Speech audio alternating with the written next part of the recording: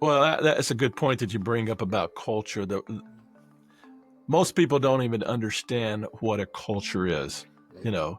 And I'll explain it this way and maybe show you a graphic here in just a second. But you have a culture and I have a culture, but we don't ever really talk about them out loud, but we know it's there. And then there's what I call the shock absorber. Now, to me, the best place we can go is to learn how to be a shock absorber. You attack me, I absorb it and come back gently. Warm climate people are outdoor people. Warm climate people are community people. Warm climate people are more about the other people and relationships than they are about tasks. Cold climate people are mostly indoor people. They're mostly individualistic. They're mostly about getting things done. I don't care what people think, let's just get it done. Welcome back to part 3 of Roger Cabe talking about marketing for nonprofits. I'm Dr. Marc Hardy. I'm your host on Nonprofit Docs. And Roger, we've gone through parts 1 and 2, and now we're going to go to 3 and try to kind of wrap this up and give us more information, but we're going to try to give people some context of this. And I'm wondering, as we move into marketing, is there a certain culture and strategy that we need to be looking at when we're doing marketing? Well, that's a good point that you bring up about culture. Most people don't even understand what a culture is, you know. And I'll explain it this way and maybe show you a graphic here in just a second. But you have a culture and I have a culture, but we don't ever really talk about them out loud, but we know it's there.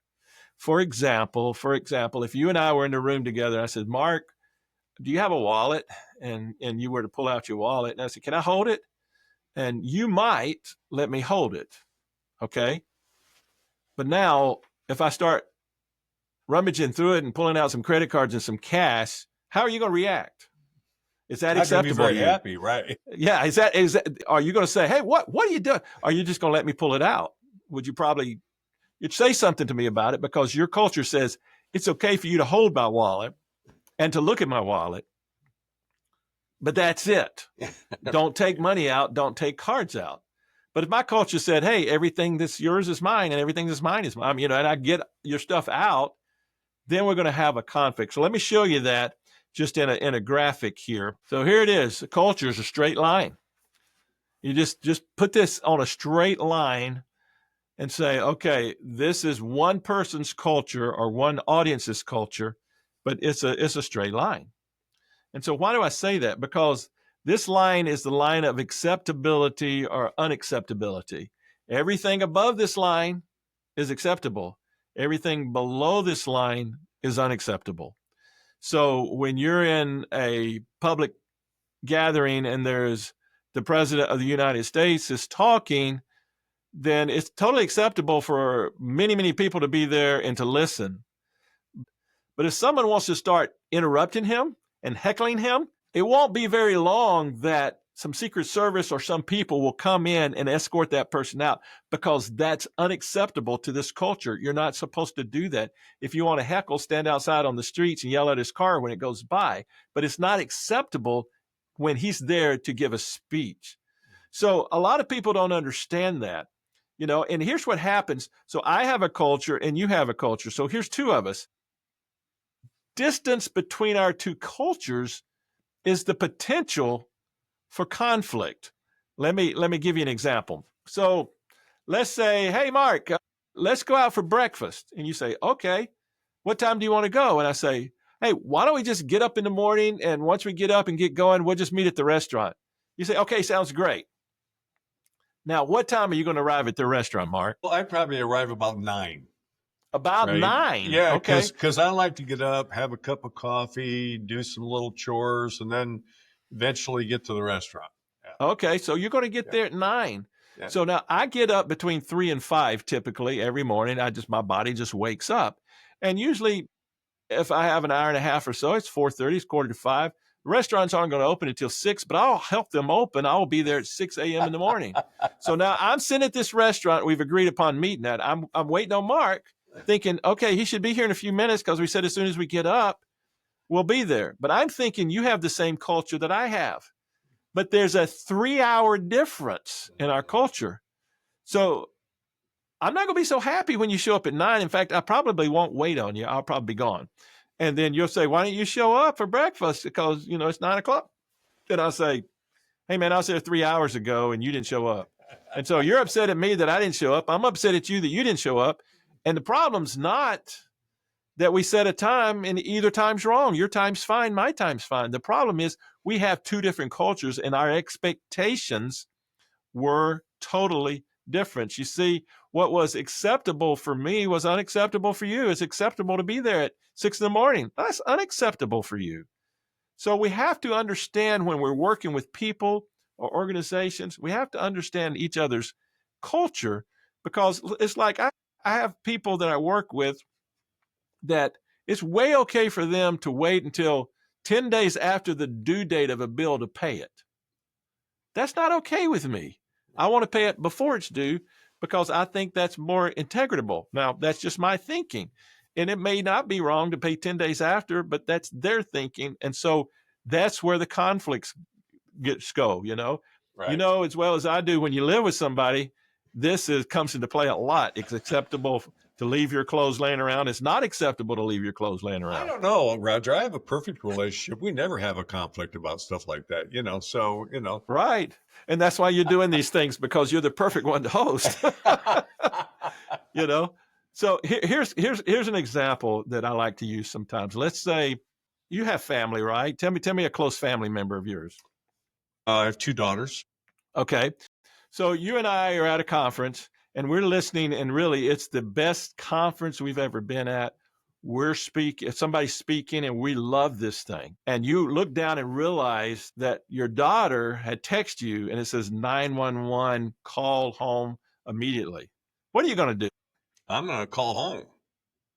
Right there in the middle of the audience? Well, no, I'd probably leave and go outside and call, but yeah. Okay. That's where this statement comes into play. Culture trumps strategy every time. Your culture with your daughter is more important than your culture in this seminar that we're listening to. Okay. That culture is more important. And you can have a strategy if you want to write down all the notes that this person's saying. It makes no difference at all if your more important culture needs you. So that's what happens sometimes, in all of our nonprofits. It's like this person has promised you all this money, and then something that's a more important culture to them comes up. It could be an emergency or something. One of their family members got cancer and they have to go through this procedure. Things change, and there's no need to get upset. We just need to understand culture when it comes to that. Yeah, I think culture is important. And I think it's really important, if you're going to go work for a nonprofit, to understand what their culture is and how it intersects or doesn't intersect with your culture. Because in my many years on this earth, I have found out that the big mistakes I've made when I've gone to work for someone is a clash of culture. And I didn't see it, or I ignored it, or I didn't think it was that important. But it is very, very important, because it's really the principles by which we live. Absolutely. Right? Absolutely. I've been to foreign countries, and there are some foreign countries where coming to a wedding 2 or 3 hours late, or the wedding starting 2 or 3 hours late, is totally acceptable. In fact, it's expected. Right? Exactly. And the guests will wait around for 2 or 3 hours until the bride and groom show up, and then it goes off. Now, in America, probably would not be accepted, but in their culture, it's accepted that way. So that's one of the prime kinds of things you're talking about. Yeah. And one of the things you have to remember is I, as an individual, have a culture, and my nonprofit has a culture. And if my culture doesn't align with them, like you said earlier, then you're just headed for a nightmare, and you probably shouldn't go to work for them. It would be good for all of our nonprofits, as nonprofit leaders, to say who on our team, their personal values, their personal culture is in line with what we're doing. Because if they're not in a line, you're just going to be fighting the whole time. Either they need to join the culture, or they probably need to go find them a culture that fits them better. Because even though it'll be a temporary loss, it'll be a net gain for the organization to get those right people, they say, on the bus, in order to understand that culture. When I was running a private foundation many years ago, I used to go to Washington, D.C. a lot to do conferences and be a part of conferences. And one day I was sitting around with a couple other nonprofit people, and we were having a cup of coffee, and they were probably in their 20s, maybe early 30s. And the guy said to me, "Let me ask you something. Do you really believe in what you're doing, or are you a hired gun?" Hmm. And I said, "A hired gun? What's that?" And he said, in Washington, D.C., we go from one organization to the other as fundraisers or executives or program people because we like to pay. It's better pay. We're doing it really for the money, for the prestige, whatever, but we don't particularly believe in the cause, right? I said, no, I Right. can't imagine why you would go to work for a nonprofit and be a hired gun. But that's part of it. If you don't believe in the culture, if you don't believe in the mission, the vision, all that, then what are you doing here, right? There are people out there like that Yeah. are, quote, hired guns. When you're talking about culture, this is gonna make you laugh. Okay, I'm the youngest of 4 children. There's about a 6-year span between my oldest brother and me. I'm the youngest of 4. Now, don't laugh too hard when you hear this, but compared to my siblings, I'm the shy one. Having And known you as many years as I do, I find that hard to believe, but that's well, funny. you've never been around my siblings. In fact, my wife was recently around them, and we were only there about 24 hours. And as we left, my wife patted me on the leg and says, "Honey, you've come a long way." And so just to kind of an example, in my home, when I grew up, our normal conversations, now forgive me, but I just want to kind of talk to you. This was considered normality around my house.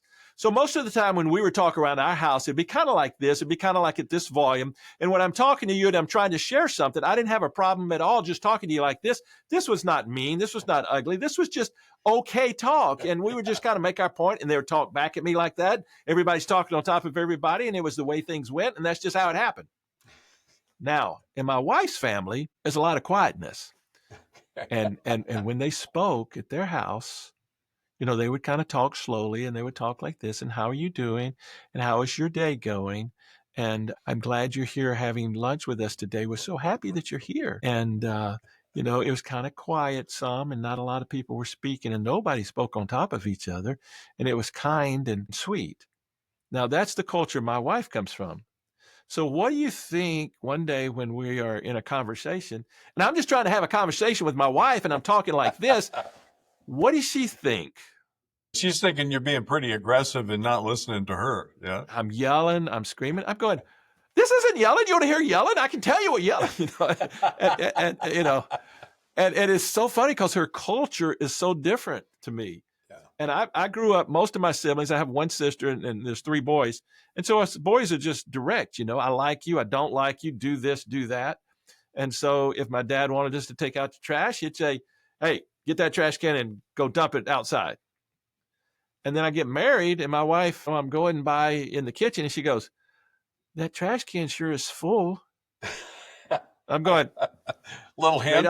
great observation. It sure is full, and she's wanting me to take it out. So anyway, that's the whole culture thing that we're in these days. As you're talking about that, it reminds me, sometimes when I give seminars, I talk about communication skills. And I have come to the conclusion that probably 85, 90% of all conflicts come down to a difference in the way we communicate with each other.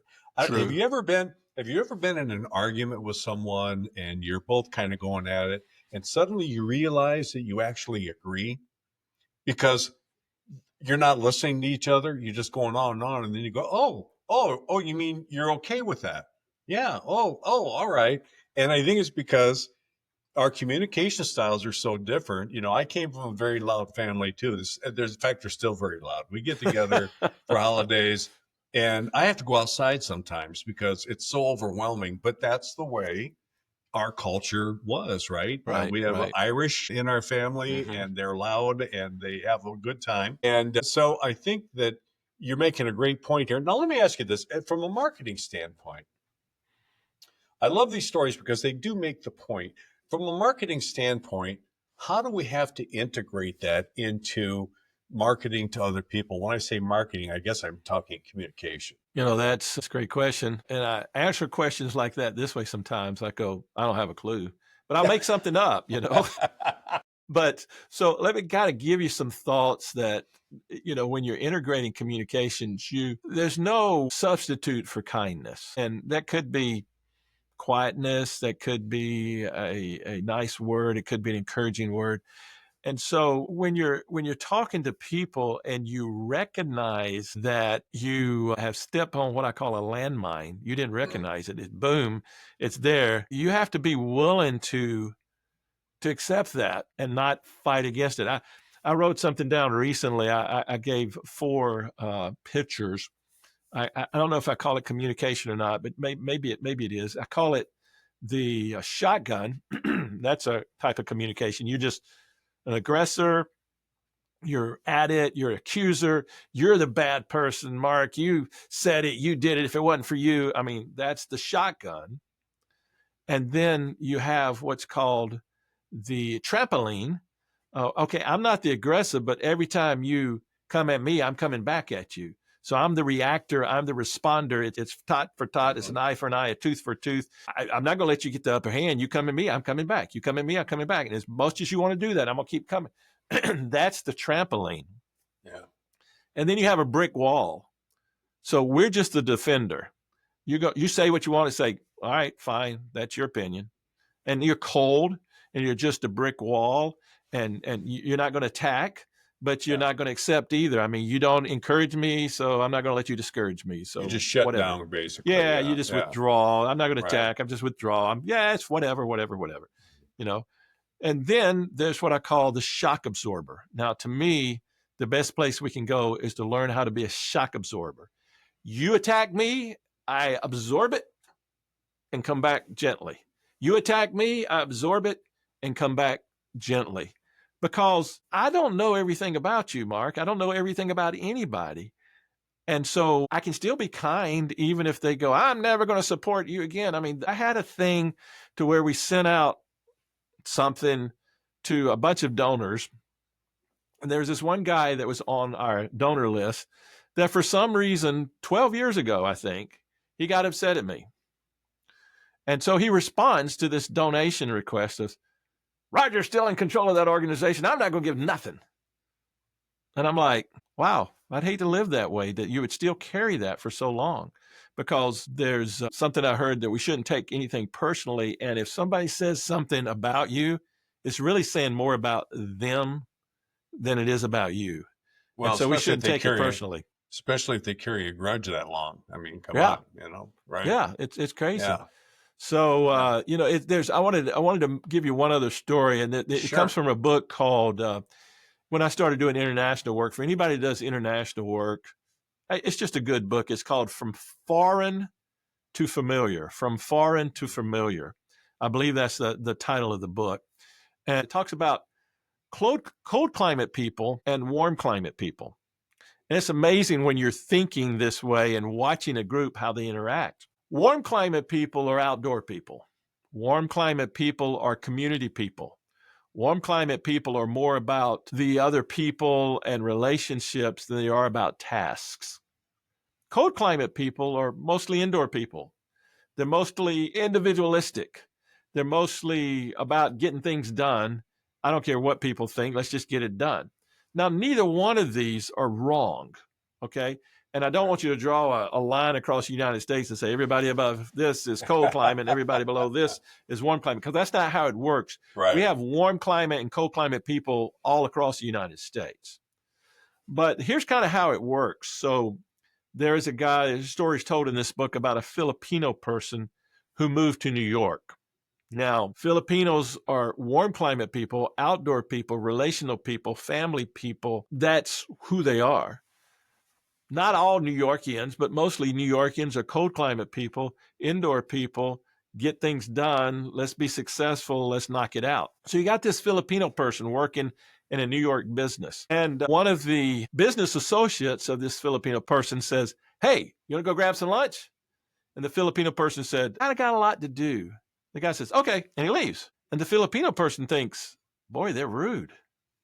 The New York person is not thinking anything about it. And this happens off and on for a long time. And the Filipino person says, I can't make any friends here in New York. And the reason is not because he can't make friends. It's because he's a warm climate person in a cold climate environment. And what he really wanted them to happen is if the guy goes, hey, you want to go grab some lunch? He goes, well, I've really got a lot to do today. Oh, man, it can wait. It's not that important.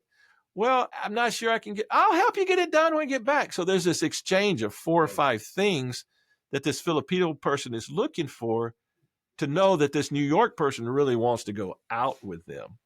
And so it's interesting when you watch this happen. And I've watched it in board meetings where I see these cold climate people and these warm climate people. And it's funny because warm climate people, so let's say this board is 20 people, and you got 15 warm climate people and 5 cold climate people. So you have this discussion, and one warm climate person speaks up and says, I'm opposed to this. Okay. And then the cold climate people are all individuals. They all speak up. 1, 2, 3, 4, 5. We're for it. We're for it. We're for it. We're for it. We're for it. And so they put it to a vote, and it's 15-5, and it doesn't pass. And they're going, what? I thought we had it because more people were for it, because only one person spoke against it. But the entire group of warm climate people said, well, they said it all. I didn't need to say anything. And so it's weird how it works. That's why we need to understand the culture and kind of who we're around and what we're involved in. So to understand the culture, you have to ask questions, right? I mean, absolutely. There's really no shortcut to that. That's right? Correct. Yeah. So you have to reach out and do surveys or call them and just say, what's important to you, and to find out what the culture is. And sometimes it takes a while to figure out the culture. Let's face it. I mean, sometimes you get in there and you think it's one culture and you find out, oh no, this is a whole different culture, right? And I've made that mistake. I mean, I think it's an easy mistake to make. They do one thing and you go, oh, you pegged them. And then you find out, oh, well, that was an anomaly. That wasn't really who they are. So I think I'm actually going to write an article about the importance of being a cultural match with an organization that you become a part of, because I think it's so important. So thank you for that. So we've talked about the culture and the marketing. You've got a note here that says direct versus indirect, and people-oriented versus task-oriented, complex versus simple. Is that kind of what you're talking about here in these stories? Yes, it is. And, it's the people-oriented versus task-oriented. Your cultures can be that. A lot of cultures, especially international cultures, and we have a lot of businesses that come to the United States that are international. You don't just say, Mark, I gave you that money. Now, where is it? That's a direct thing that we Americans would do, but you can't do that. It's an indirect thing. You'd say, hey, Mark, I saw somebody that came to the car earlier when we weren't there, and if the money was left here, it could have been taken. And so you're not directly accusing, but you're letting them know, hey, the money's gone, and I recognize it's gone. And whether you took it or not, I'm not saying that, but I'm saying right. It's gone, and we got to do something about it. Right. And I remember in one situation when I was talking to a brother, there's these 2 brothers, and the older brother had a surgery, and he couldn't, 2 or 3 years later, he couldn't see out of that eye. And I was trying to figure it out. I'm not the specialist, but I'm the only eye person that was there. And so I'm calling from this African country back to the United States. I'm saying, hey, what about this? Thinking, his eyesight may never get better. And I'm telling his brother this, his brother's saying, how what do you think about my brother's eyesight? And I says, I'd love to give you good news. I says, but I'm not sure that he'll ever be able to see better. I says, you just, the quicker he accepts that, probably the better. Now, I'm direct. And this brother says, I can't tell him that. I go, what do you mean? He says, why can't you tell him that? He says, I can't leave him without hope. And I'm sitting here going, wow, yeah.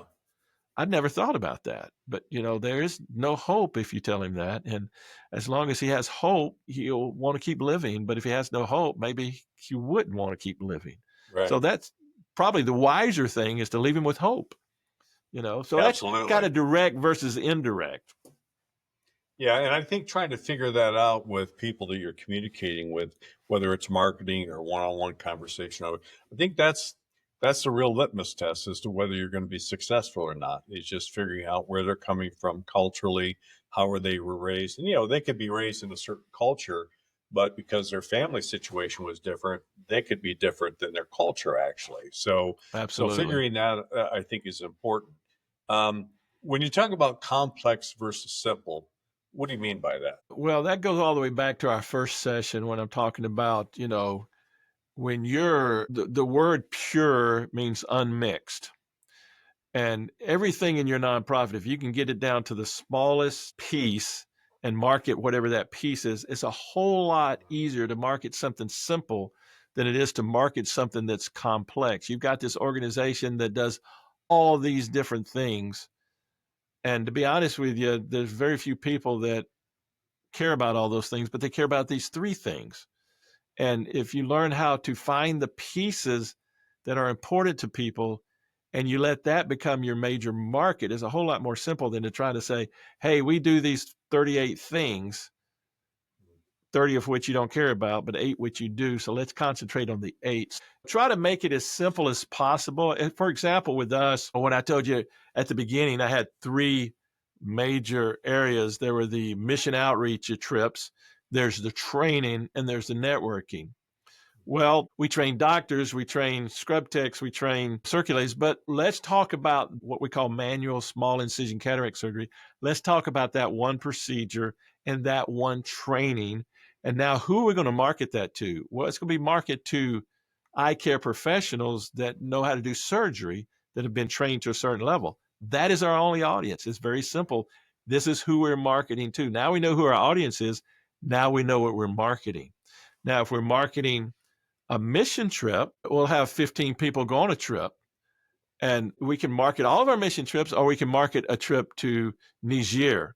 Let's market this trip to Niger. Now we've got 15 people that are going, so each one of those 15 make it a little more complex. But let's talk about Mark going on a trip to Niger. Now, Mark, let's talk about your audience, because your audience is going to be different than mine, and you need finances to go. So let's talk about your audience, where they are, who they are, what type of capacity do they have to give. And now we're not just marketing a sector, but we're marketing a trip, and we're marketing a person. And so now we know how to market Mark and what his needs are to go on this trip to be a part of the whole, which gets back into the bigger picture. But we've broken it all the way down to the support that Mark needs. And so that's what I mean about complex versus simple. It's a whole lot easier to market the simple than it is to market the complex. And so you need to try to figure out what the component parts are and market those individually. The guru that I talked about earlier, Seth Godin, I think I heard him say this. I know Seth. He's a member of the National Speakers Association. Yeah, no, he's good. Yeah. He made this comment. He says, "One size fits one." And it used to be years ago, you'd market one thing to the masses. Right. But now it's not that way anymore. There's so much diversity out there. One size fits one. So what works for Mark to raise funds to go on a trip may not work for John Doe over here or Jane Doe going on the trip. So we have to think about Mark and his circumstances and where he's at and why people want to support Mark and who his family and his friends and his community and where they are, because they're not going to support me, but they'll support Mark. So one size fits one, and we need to begin recognizing that as soon as we can in order to be more effective in our marketing efforts. Well, I think too, a friend of mine brought up a really good point. He said, when we grew up in the 60s and 70s, we did not have segmentation of society. So first of all, radio stations played rock, country, oldies. They played everything. Like you listen to WLS in Chicago, right? And they played a variety. You could listen to Elvis, you could listen to the Beatles, you could listen to Johnny Cash. I mean, it was, this whole plethora of music. It was just music. But now each channel specializes in 50s and 60s or rap or country or whatever. And so people listen to that. And so our attention is much more segmented. And if you look at television, we had 3 channels growing up, ABC, NBC, and CBS, right? That was it. Later, PBS came in and a couple other ones, but growing up, that's all we had. Now, I got 500 channels on my TV, plus streaming and all of this stuff. So the audience is so segmented. In fact, when I watch the Emmys, they're on shows that I don't watch in streaming. They're not on the main, Right. platforms of Exactly. television, right? And so I'm Exactly. like, who is this person? And why does everybody love them, right? And so as I'm looking at marketing, I'm thinking, as a marketer, we have to understand that people's attentions are so segmented that we can't just go to one network or one outlet and do our thing and expect that everybody knows who we are. What is your mix of marketing? Like, do you do a lot of video? Do you do YouTube, Facebook, print, radio? Do you do podcasts? I mean, how do you figure is the most effective for you? We use a variety of things, and we try to, it's a whole lot easier to use marketing in the flow of what you're doing than it is to come up with a new thing. Like, for example, just putting the signature on your email or putting some type of little phrase on your email, hey, if you want to give here, or putting a donate button on your Facebook page, or an opportunity to give in a newsletter, or, kind of use we use all kinds of different things. And, like sometimes we'll do some conferences that we'll host because we're talking about training doctors.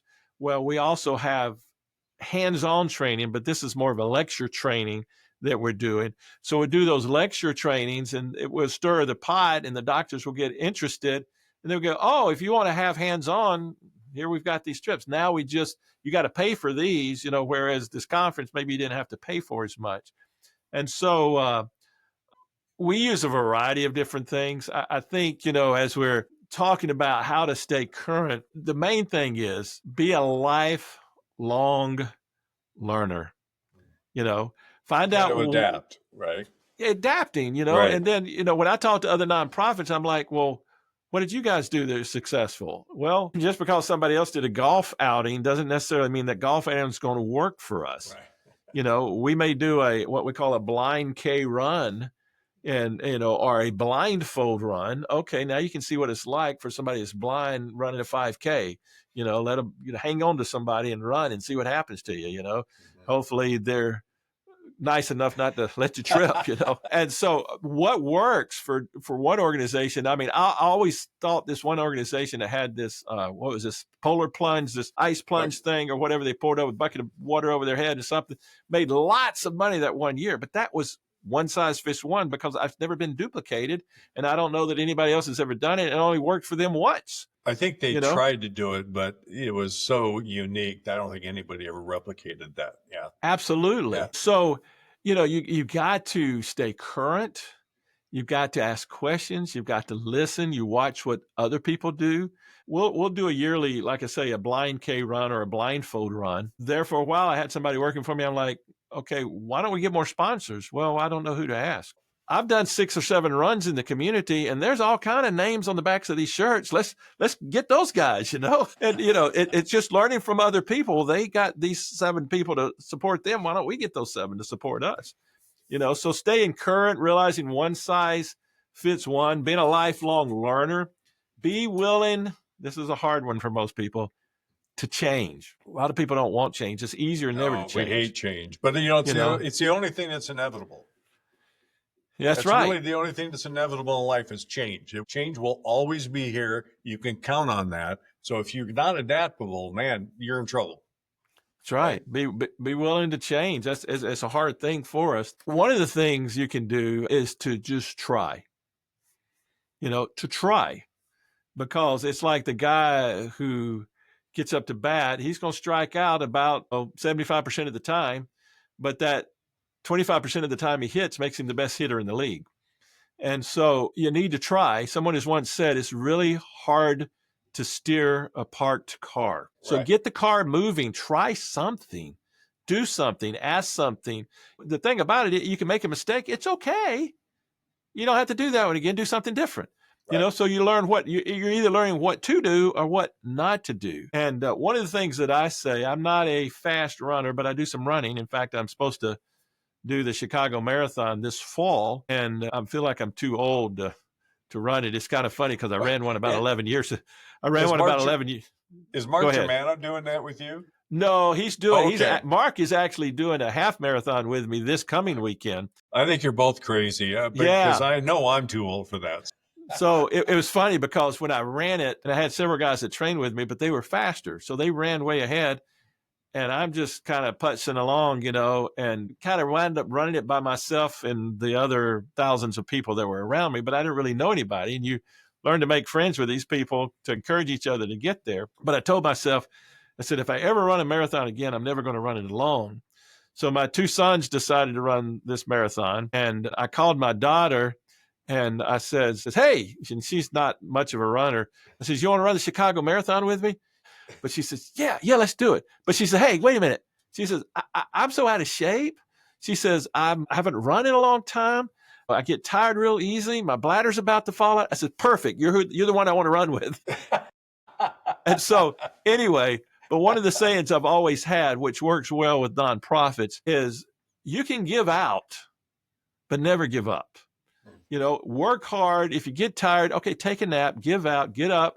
Don't give up. You might give out because you're working so hard and you're trying to accomplish so much, and that's okay. Get some rest, get up and start running again and doing something. And as you go and ask questions and work and interact and network, you're going to begin to see things that work for your organization, and you'll be very pleased that you at least got it going. I think that's a great ending to our 3-part series here.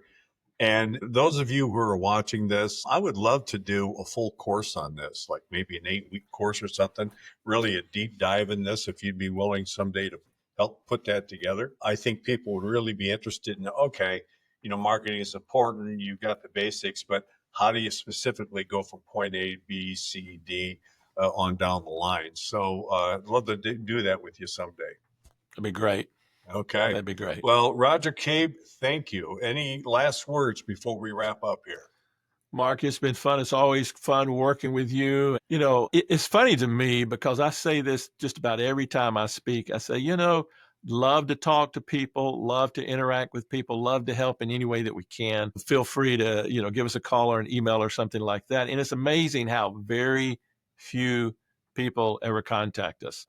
And I mean, contact me, but they think I'm just saying that to be nice, but I really do. I have a heart to help people, and I think you do too. And that's why you're doing these programs. So thank you so much for offering these programs to so many people. Well, thank you. And one of the reasons I do this is, the nonprofit sector is what I call price sensitive. We don't have big budgets. So as much knowledge as we can give them for free is something that I feel that is nice to give back to, not only the nonprofit sector, but also to help them get back to the world. And I also think that people have been doing this for 20, 30, 40, 50 years. We have a lot of wisdom. We've learned a lot of lessons. We may not be up on the latest fads, but we do have some hard-learned lessons that we can save people an awful lot of time learning from our mistakes and our successes. With that, Roger, I thank you very much. My best to your wife and your family and your run in the Chicago Marathon. Thank you. I appreciate it. Run and prayers is what we need. So thank you so much. All right, my friend, you take care. All right, have a blessed day. You too. So that ends our 3-part series with Roger Cabe on the importance of nonprofit marketing. Now, if you missed parts 1 and 2, well, then I would go here and start with part 1. And if you're done with the 3-part series, I would go here if you want to know about fundraising from one of the experts in the country, Mark Germano. See you there.